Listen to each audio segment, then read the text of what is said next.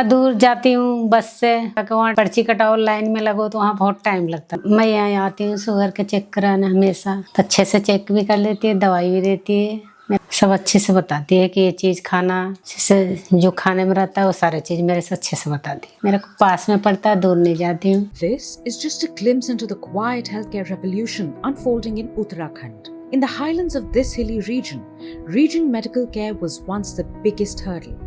Today, that is changing. Through the comprehensive primary healthcare program by National Health Mission Uttarakhand and Eco India, frontline healthcare workers are being regularly trained, bringing essential care to the remotest villages where none had reached before.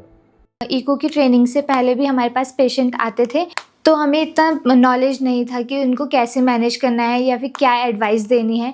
Echo की training के बाद हमें clear हुआ कि patient को advice क्या देनी है, वो खुद हम मैनेज कर सकते हैं कि नहीं कर सकता है, किस पॉइंट पे उनको रेफरल चाहिए। हमारी भी नॉलेज अपग्रेड होती रहती है, तो उससे पेशेंट को ही डायरेक्ट बेनिफिट मिलता है। ट्रेनिंग हो रही है इको की, इसमें भी काफ़ी कुछ सीखने को मिला है, खास करके गर्भवती महिलाएं, कुपोषित बच्चे, कुपोषण के बारे में, मतलब किस तरह से ये फैल रहा है, किस तरह इससे दूर किया जाए, ये सब बातें हमें सीखने को मिली हैं सर। कि हमने इको की ट्रेनिंग ली है, उसमें हमारे बच्चे थे जो टीकाकरण वाले जो नहीं कराते थे, हमने यहाँ से सीखा और उनको जागरूक किया, तो अब अच्छे से हो रहा है। पहले तो गर्भवती एक की जांच कराती थी पूरे टाइम तक, लेकिन अब 4 जांचें पूरी हो रही है sir. From maternity care to diabetes and high blood pressure, treatment is now within reach.